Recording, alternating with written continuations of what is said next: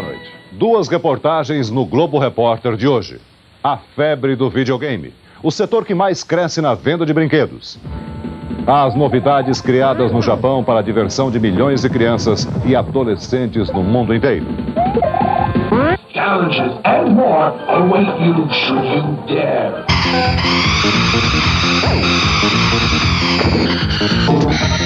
Os adultos que jogam no computador. Os jogos que simulam a realidade. O simulador de voo que ensina os pilotos a voar. A Guerra do Golfo entrou para a história como a Guerra do Videogame. As imagens da guerra eletrônica são idênticas às que enchem as telas dos jogos de milhões de crianças e adolescentes no mundo inteiro. O brinquedo favorito da geração dos anos 90 explodiu este mês nas grandes cidades brasileiras em feiras e torneios, novas lojas e locadoras de jogos. Este ano, as vendas de videogame no Brasil vão chegar a 100 milhões de dólares, 34 bilhões de cruzeiros. A repórter Neide Duarte entrou nesse mundo onde não se sabe ao certo onde termina a realidade e começa a ficção. Esses meninos que usam os mesmos acessórios e que mastigam, mas não engolem, sabem o que querem. Procuram caixinhas de aventuras e sonham com um controle na mão e um vídeo na cabeça. Quando as crianças tiram a televisão do ar e ligam aquele aparelhinho, elas entram num outro mundo. Vamos junto com elas lá para dentro. Esse é o lugar preferido por 9 entre 10 crianças. Aqui elas passam a maior parte do tempo, quando a mãe não proíbe. Nesse mundo, vive um sujeito bigodudo, barrigudinho, que anda sempre enfesado, quebrando tudo. É o Super Mario, um bombeiro italiano. Bombeiro dos bons. Sabe entrar pelo cano e sair vivo. Ele tem uma vantagem sobre os outros baixinhos. Quando come um cogumelo, cresce. Para ganhar a vida, tem que comer dinheiro. Cada 100 moedas, uma vida extra. Quando Mario encontra seus inimigos, fica mais enfesado. Resolve tudo no tapa. Seu Mário, para um pouco. Seu Mário, tem uma coisa que todas as crianças querem saber. O que é que a gente sente quando morre? Ah, você quer saber? Então toma. Briga na tela, encrenca na sala. Essas duas. Essas duas? Então daqui. Não, Mário. Cala a boca, eu vou chamar a mamãe, quer ver? Quem é que vai decidir? Eu. Você? É. É ele que decide? Não. Quem é que decide? A minha mãe, né? Ah, os meninos. Meninas não são assim. Olha só essas duas. Tão parecidas e tão comportadas diante do videogame. Como é que vocês decidem quem joga primeiro? Uma briga. Mas como é que é essa briga? Bater. Bater? Igual acontece nos videogames? Vocês brigam ou não? Não. Briga de mulher é diferente. Como que é? A gente puxa o cabelo, tranca no banheiro. Uma tranca a outra no banheiro e quem tá fora vai jogar. É.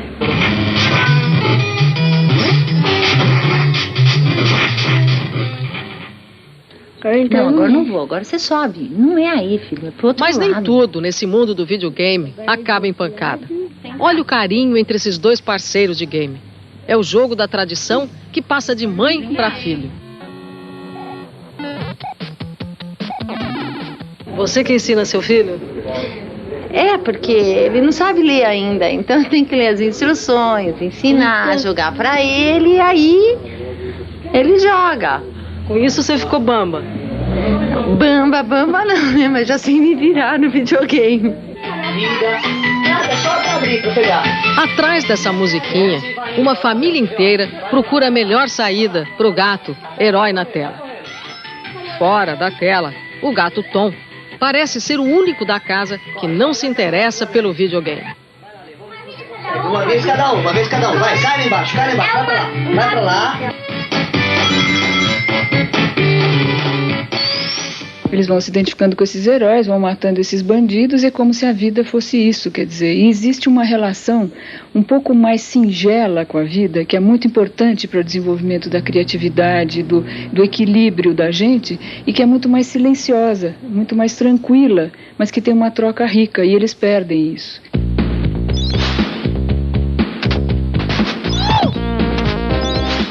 A solidão faz parte do jogo. É meio caminho entre concentração e obsessão. Nesse momento em que a gente se liga, não dá para falar, nem sair do lugar, nem pensar em nada, a não ser nesse vídeo que nos mantém ligados. Um deslize e pronto. Morremos. Nesse mundo, a vida não é uma só. A morte não é irreversível. E nós não somos os mesmos. Temos pela frente um caminho cheio de inimigos. Precisamos aprender onde estão as armadilhas, descobrir onde estão os segredos que vão permitir a nossa passagem. Vamos matar e morrer várias vezes nesse caminho, até encontrar a saída estratégica pela direita. E pronto, saímos do vídeo. Estamos fora do ar, até o próximo jogo. Para Tony, está sempre na hora do próximo jogo. 24 horas no ar. Tony é campeão. E quem é bom nesse jogo, não pisca. Ele é tão bom que chegou a ser contratado por uma revista especializada em videogame para dar dicas sobre os jogos. No Castelo das Ilusões, ele é mestre.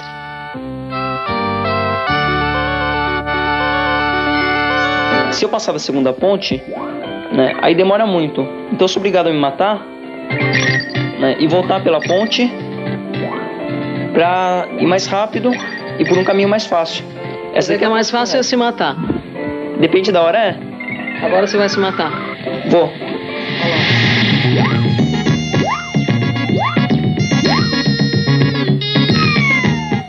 Ah, pronto, morreu. Agora eu vou pelo caminho certo. A melhor saída, nesse momento, é a garrafa de leite. Mas lá dentro, ele também não está seguro. O leite, como tudo nesse castelo, é pura ilusão. Esse monstro é o pior inimigo dessa fase. É, da fase dos doces, né? Pra matar ele, eu fico no meio da tela, como eu tô fazendo agora, pulando na cabeça dele quando ele me atacar.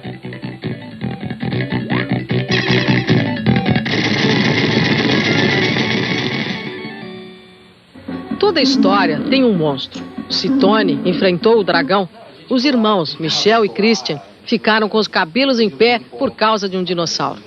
Eles demoraram 3 meses para conseguir completar o jogo dos Simpsons. Só para passar pelo dinossauro foram 2 semanas. E isso porque eles são feras. Como é que vocês conseguiram passar o dinossauro?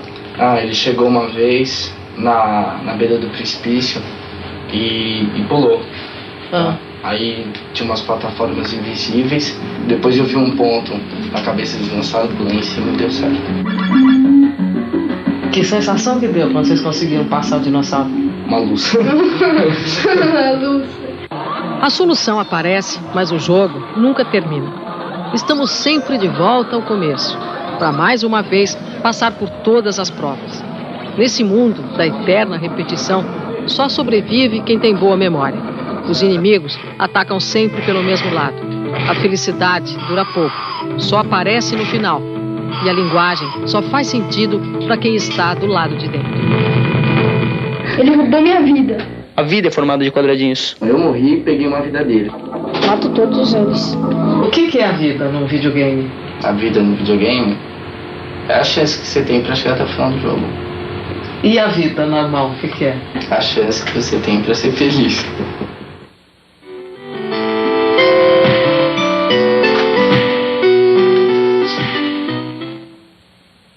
A seguir, as novidades do videogame criadas no Japão e esperadas pela garotada do mundo inteiro. Perfeita de 3 dimensões.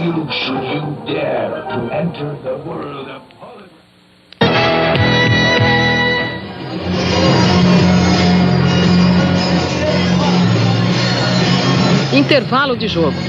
O Robocop e a Tartaruga Ninja agora caminham entre amigos. Não precisam matar, nem morrer, nem bancar o esperto. Os garotos do videogame, acostumados com essas companhias, nem acham estranho estar ao lado desses heróis na mesma tela. Criança é muito curiosa, né? Não pode ver uma caixinha que fica louca para descobrir o que é que tem dentro. O que é que tem aqui tão poderoso que faz a gente ver na tela aquele mundo todo do videogame. Olha, só uma pecinha. Olha o tamanho da plaquinha. Ó, uma pecinha de nada. Então é por aqui que anda Michael Jackson.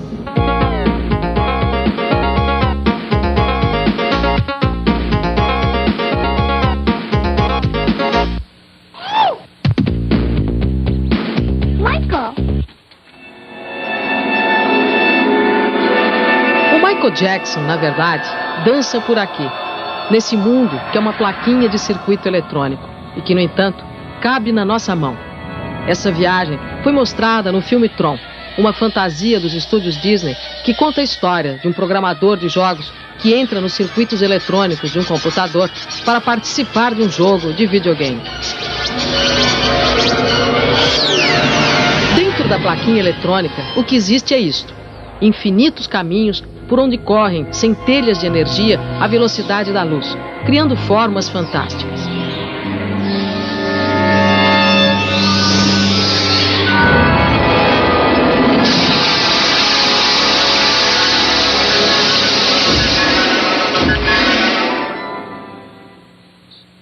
Os meninos do videogame nunca viajaram para tão longe, mas estão sempre perto das últimas novidades.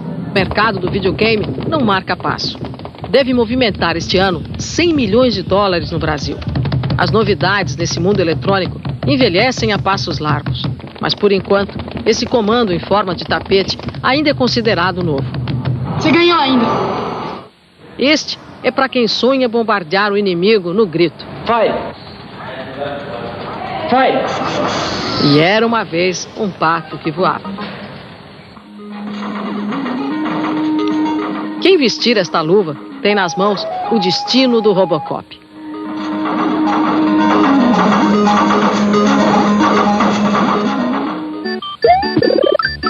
Mas novidade mesmo é esta história: o mundo de Super Mario. Os garotos do Brasil e dos Estados Unidos esperam ansiosamente por ele. E por enquanto foi lançado só no Japão. As imagens são tridimensionais e o grande vilão da história é esse monstro aí, o Rei Koopa.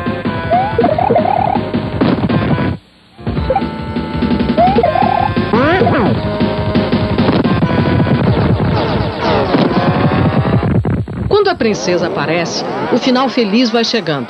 Mas o repórter Carlos Dornelles não deixa o jogo acabar lá no primeiro mundo. Um videogame com um personagem de sucesso como Mario vende fácil mais de 3 milhões de cópias no Japão em apenas alguns dias. Não existe país onde a febre do vídeo seja tão grande. Antes de cada lançamento famoso, filas gigantescas aguardam a abertura das lojas. Os fãs do videogame chegam a dormir nas calçadas. Alguns jogos mais conhecidos vendem mais de 1 milhão de cartuchos já no primeiro dia de lançamento. Mais do que um lazer, o videogame vai se incorporando definitivamente ao dia a dia dos japoneses. Nessa escola, as crianças aprendem matemática brincando. Essa outra escola é um pouco mais sofisticada.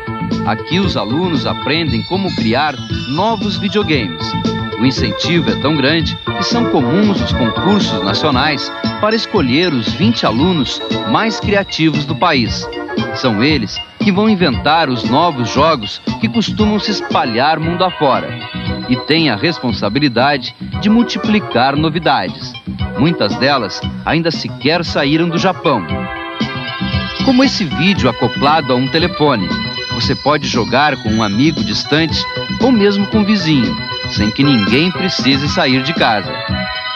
Ou ainda essa bicicleta ergométrica.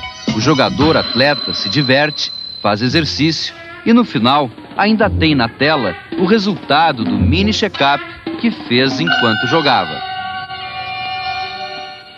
Os videogames que invadem hoje os Estados Unidos não encontram muita resistência.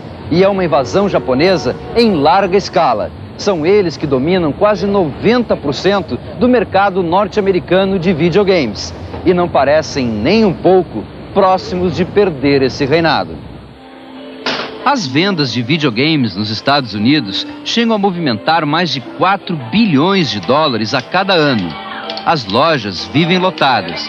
Uma realidade inesperada para um brinquedo que era considerado decadente 10 anos atrás, mas que foi recuperado com uma ousada estratégia de marketing de uma fábrica japonesa. Já no final do mês que vem, deve chegar aos Estados Unidos a última geração de jogos da Nintendo.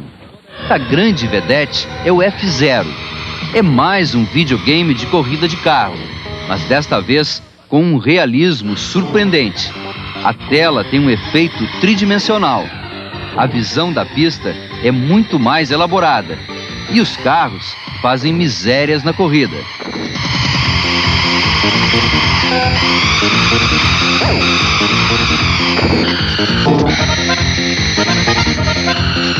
E mesmo quando o piloto falha, o visual continua sendo uma atração. O F-Zero está hoje na vanguarda dos videogames e é o melhor exemplo da revolução que ocorre nessa área. Ninguém tem dúvida que, por mais avançado que seja, logo logo vai ser superado por alguma nova surpresa que ainda vem do Japão. Mas a grande revolução deste ano chama-se a Viagem no Tempo. O jogo, ainda em fase experimental nos Estados Unidos, surpreendeu o mercado de videogames. Mais do que apenas uma imagem tridimensional, ele até parece que tem miniaturas de seres humanos dentro da máquina. É um sistema que usa um disco laser e uma projeção especial à base de hologramas. Todos os personagens do jogo são representações de atores que realmente passaram por essas aventuras. Na prática, quem joga fica com controle absoluto da ação, como se estivesse interferindo na história de um filme. Nesta viagem no tempo, o herói, um cowboy, luta contra homens das cavernas, até guerreiros do futuro. E acima de tudo, não deixa dúvida de que os videogames já entraram numa fase em que podem desprezar qualquer limite para a criatividade e a imaginação.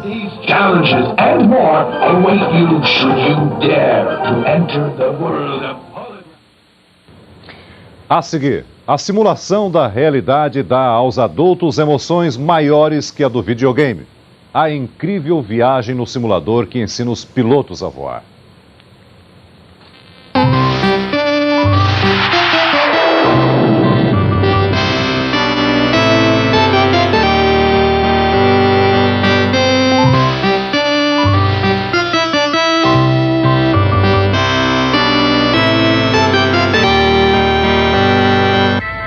Os jogos em computador se parecem com os videogames ligados à televisão, mas são muito melhores, porque os computadores permitem a criação de imagens de alta qualidade e situações fascinantes.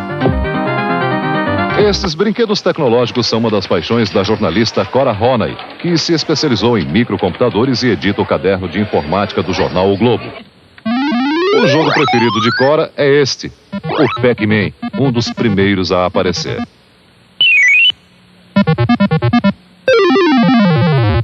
Cora, os jogos no computador são programas antigos ou é uma coisa recente? Eles são muito antigos. Eu acho que desde que o homem inventou o computador, ele descobriu que havia um potencial de brincadeira, de jogo. Esse que você está vendo aqui é arqueológico, quase. Ele é de 82. É uma cópia de 82 de um jogo ainda anterior, feito no fim dos anos 70. Foi no início dos anos 80 que esses 4 rapazes começaram a se interessar pelos computadores. Hoje eles são engenheiros e técnicos em eletrônica e trabalham juntos numa empresa de manutenção de micros.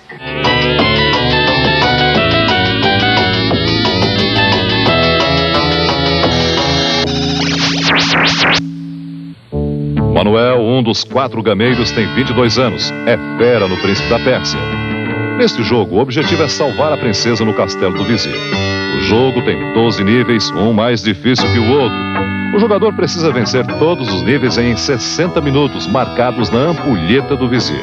Se o herói não chegar a tempo, o vizir aparece para casar com a princesa.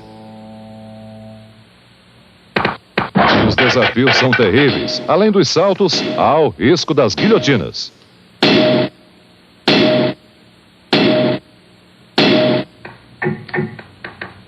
O príncipe tem que lutar com os guardas do castelo. Passar pelas guilhotinas parece fácil, mas se o jogador erra...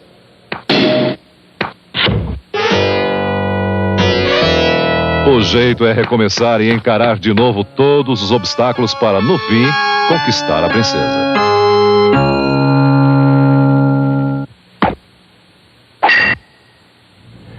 Os jogos para computador evoluem tão depressa que já estão usando até a linguagem do cinema. Nesse aqui, por exemplo, Wing Commander, o início da aventura lembra a abertura de um filme. Olhem só.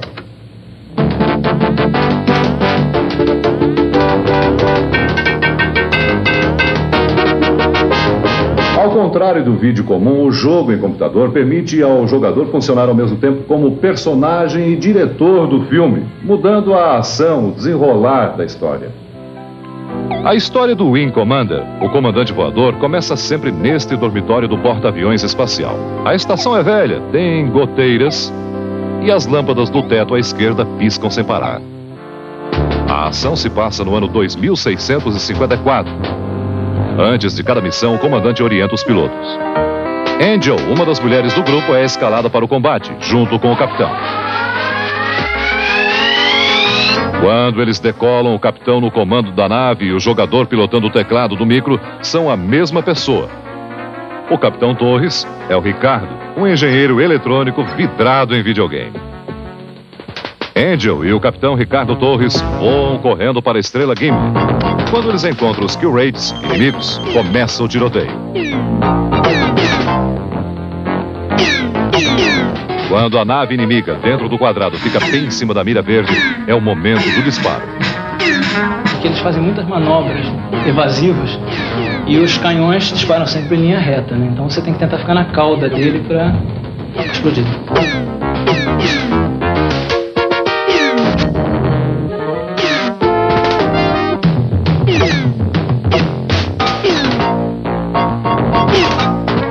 O capitão tem mísseis teleguiados. O monitor à esquerda mostra o lançamento e a câmera instalada na ogiva registra a trajetória até o alvo. Sem mais Kill Raids à vista, Angel e Torres voltam para a estação espacial. O míssil com câmera é um dos efeitos mais impressionantes do Wing Commander, campeão de vendas entre os jogos de computador em todo o mundo.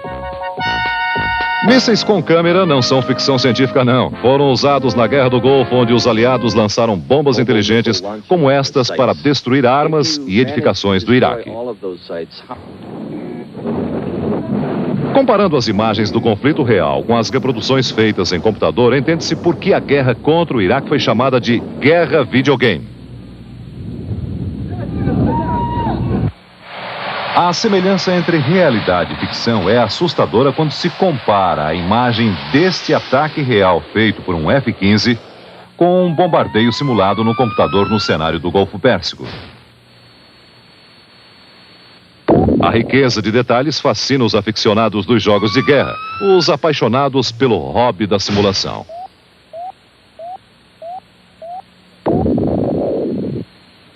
Aqui a simulação deixa de ser um hobby e vira coisa séria. Este é um simulador de voos usado para treinamento de pilotos profissionais. E esta é a reprodução fiel de uma cabine de Jumbo 747. Um grande computador consegue criar as mais diferentes condições de voo, pouso e decolagem. As imagens são projetadas numa grande tela colocada aqui na frente, no para-brisa do avião. Nesse momento, é noite e o comandante Scherer vai decolar do Aeroporto Internacional do Rio de Janeiro. Pronto, Celso. A sensação de realidade é impressionante. Os comandos acionados pelo piloto, a pista rolando, o ruído dentro da cabine. Estamos chegando lá agora. Tudo dá a impressão de uma decolagem real com a mesma tensão que se sente num avião de verdade.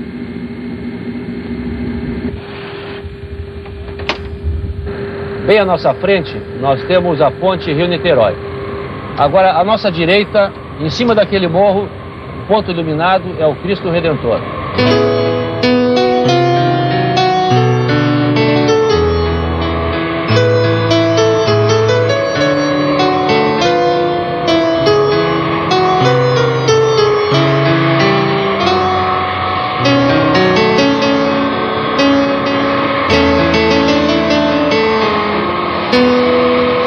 Recebemos a informação do controle de aproximação de que estamos em rota de colisão com uma aeronave voando em sentido contrário. Já podemos observá-la muito próxima. Vamos tentar desviar dela. Opa, essa foi por pouco, não foi, Celso? Criar situações de perigo é a função principal do simulador de voo. Este aparelho imenso que lembra uma nave espacial, presa ao chão por 6 eixos hidráulicos. Acionado por 3 grandes computadores, um simulador custa 13 milhões de dólares, o preço de um jato pequeno, ou 6.500 microcomputadores equipados para jogar, ou ainda 43.300 consoles para videogame de televisão. Mas o simulador nem de longe é um brinquedo. Os pilotos enfrentam ali dentro 40 horas de instrução periódica exigida pela aeronáutica. Na cabine, o técnico opera o computador tocando diretamente a tela, como se estivesse num caixa eletrônico no banco da esquina. E o computador vai apresentando condições de voo tão delicadas quanto a do aeroporto de Zurique, na Suíça, coberto de neve. É ali que nós vamos aterrissar agora. A pista vai se aproximando, vai crescendo e dá até aquela apreensão que se tem quando o avião toca o solo. Já vamos nos aproximar em pouco tempo no ponto de desembarque do aeroporto de Zurique, Celso. Que tal a viagem? Olha, para mim, comandante, foi ótima. Agora vamos desembarcar e saber o que os nossos passageiros, o que o público achou desta viagem.